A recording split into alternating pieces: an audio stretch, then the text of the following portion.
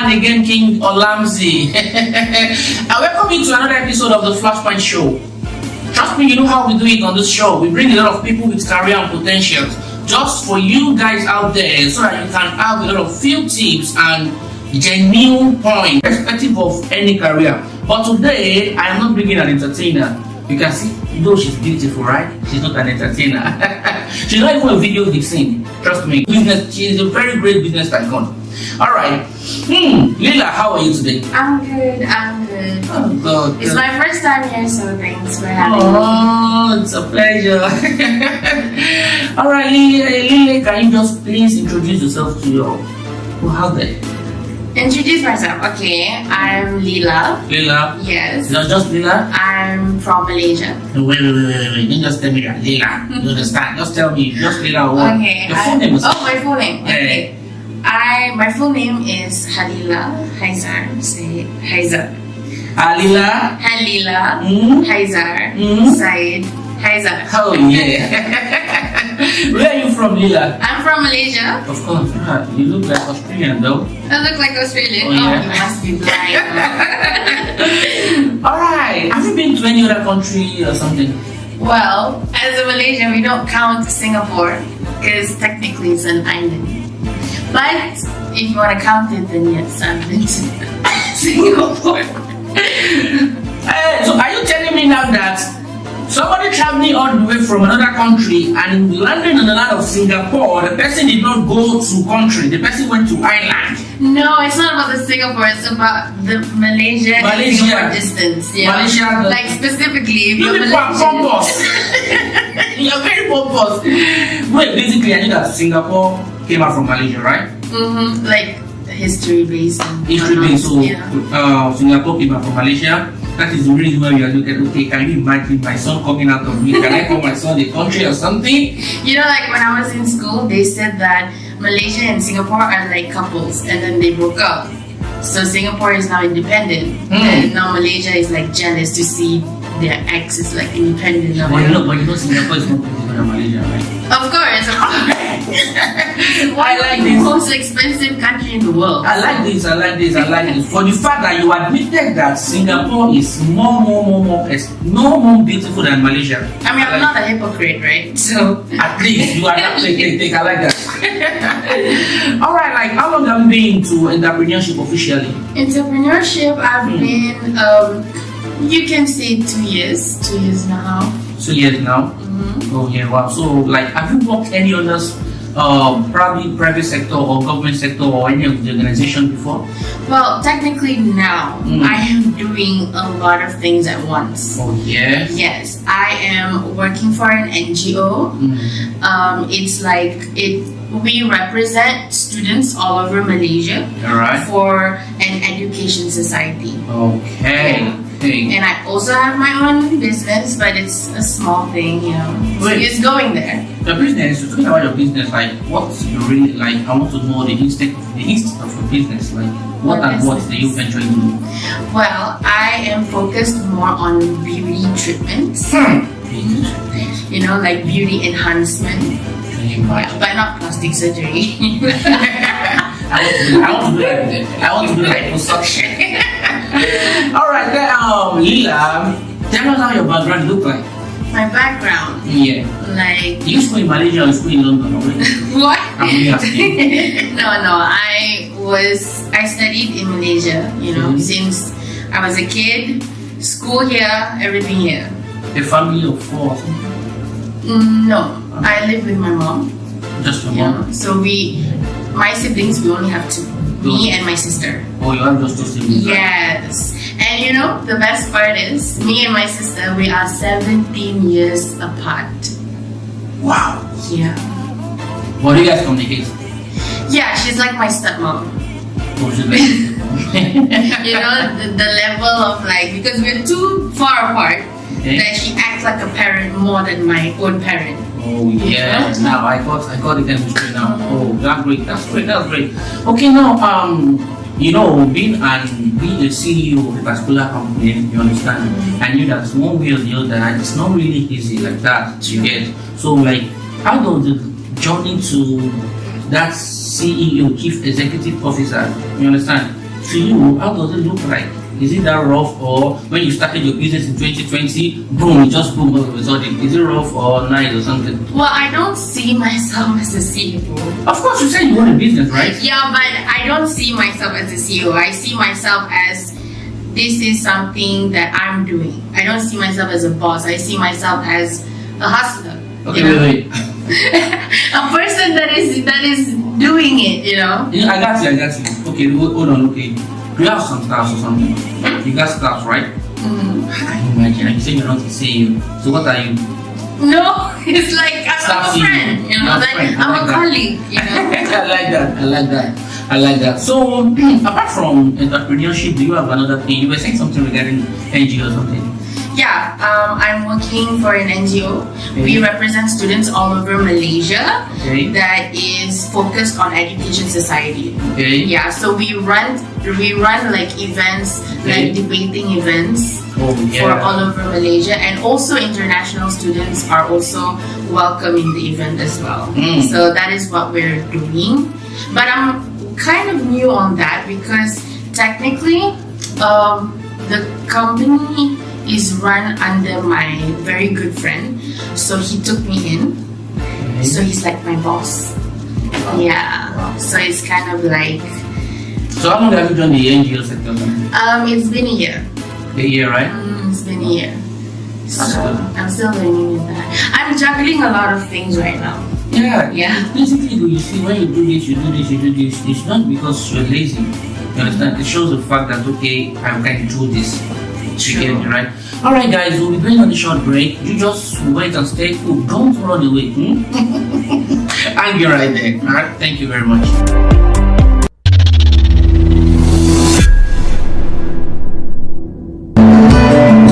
Welcome back to the Flashpoint show. I still remain your host, King Olammzzy. So how are you, Leelah? I'm good. I'm good. So you enjoying the atmosphere, right? Yes. Great. So, so what are the challenges that you faced regarding your business and all that, even the NGO journey as a whole? Challenges. Yeah, of course. You can't tell me you've not faced anyone. Too many. So can you Too take one or many. two? But the common ones, like for business wise, I do go home service from time to time. Okay. Yeah, so the challenges is like, you know, sometimes you're already at the location, but your customer did not pick up their call. So Okay. it's like no show, no call, and you're already at the location. So what do you do? So it's a major loss, like for transportation fees and whatnot, wait, right? you mean you go back? Do you go back? Yeah, what am I supposed to do? Bring a machete and go shoot them. No, I'm not saying you should basically shoot them. What I'm just trying to say, next time when you are going, you go with gangster.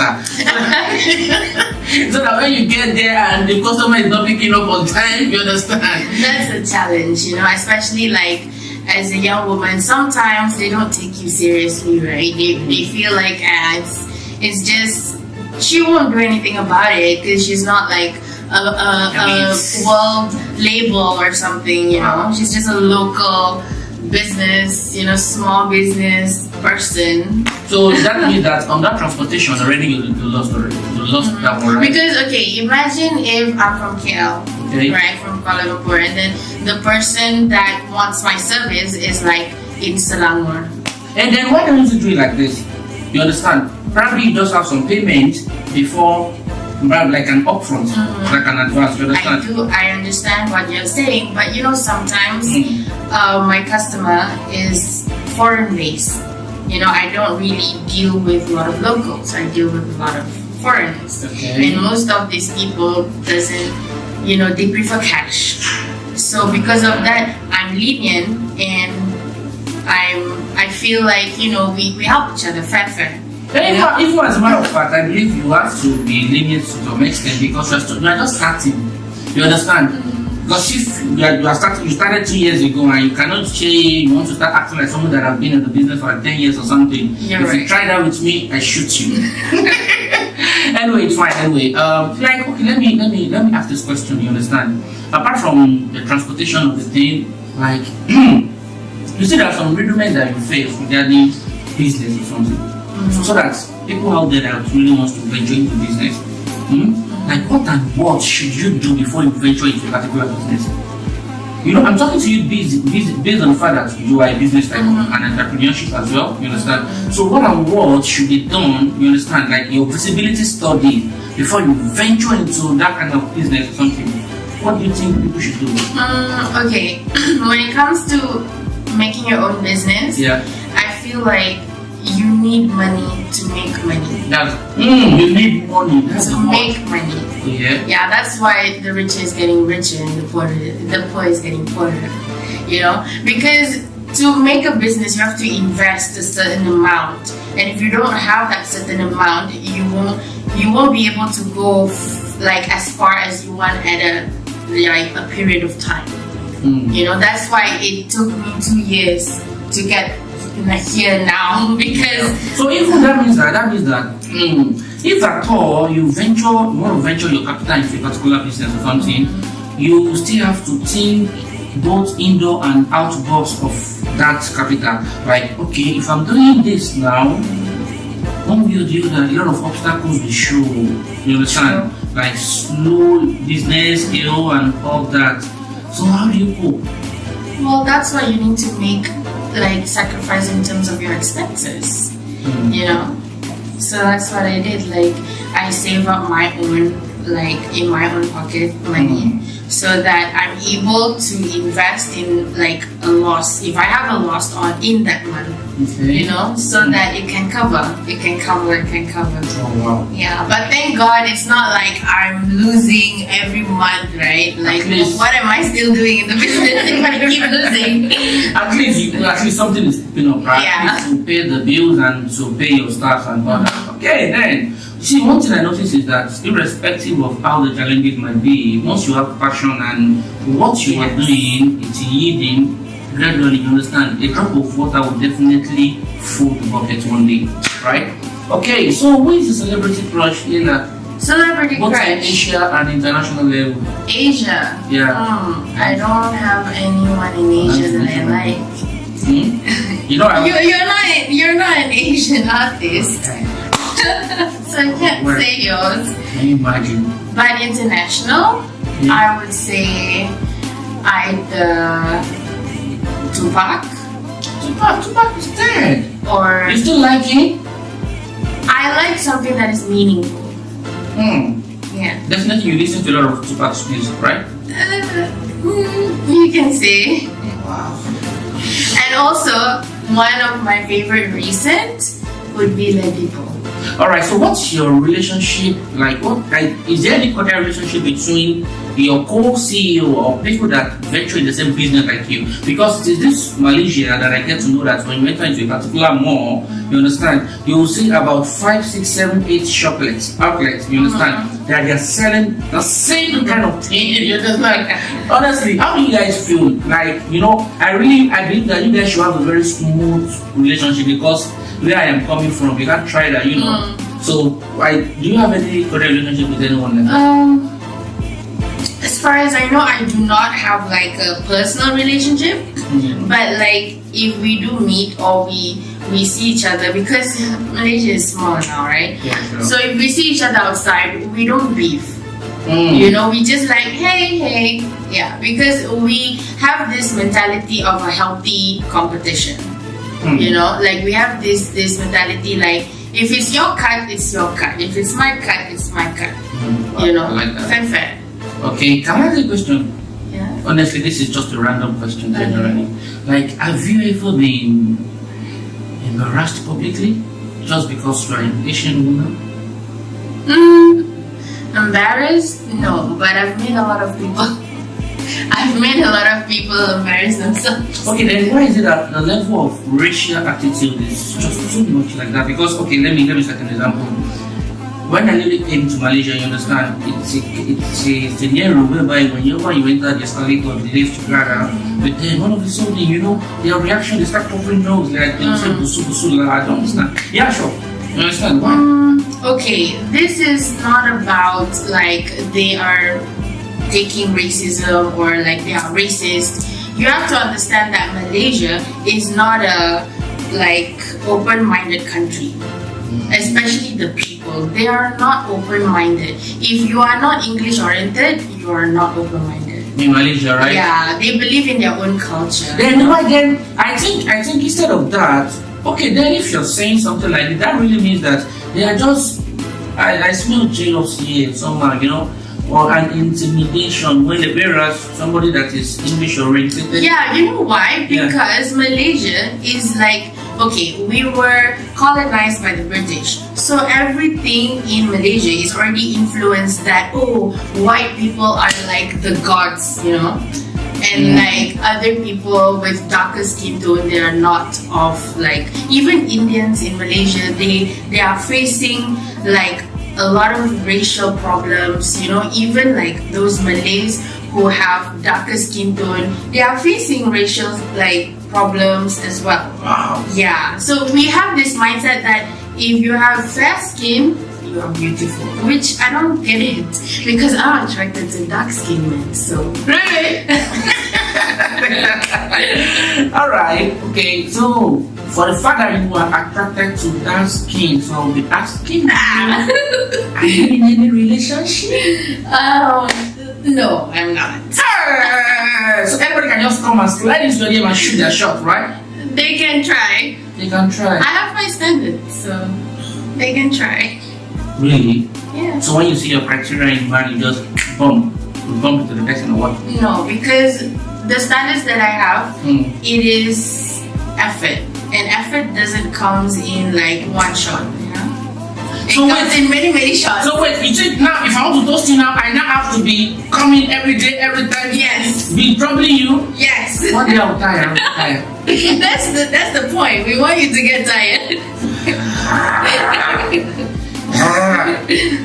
But at the end of the day, there should always be light at the end of the tunnel, right? It depends. It depends. Yeah. So if you meet the shot. Wait, you wait, I will now take you to shopping, I will take you for dates, I will take you for everything, I will disturb my time, I will leave my precious time and come and meet you, and at the end of the day you will not tell me that it depends. If there's no ring, there's no... I'll be kidnapping. I'll be kidnapping. Alright guys, it's nice having Leelah around. Trust me, she's already an entertainer. She don't even know if she's an entertainer. Alright, what are the things that you do at your quiet time, Leelah? Quiet time. I like to swim. Yeah, I really like to swim because Malaysia is hot. So I need water to cool me down. Oh, wow. Yeah. So apart from swimming, what do you do? Do you like studying? Apart from swimming, you like traveling? Okay, apart from swimming, I do love to like sit down quietly with a glass of wine and my shisha. That's like my go-to if I'm alone, you know.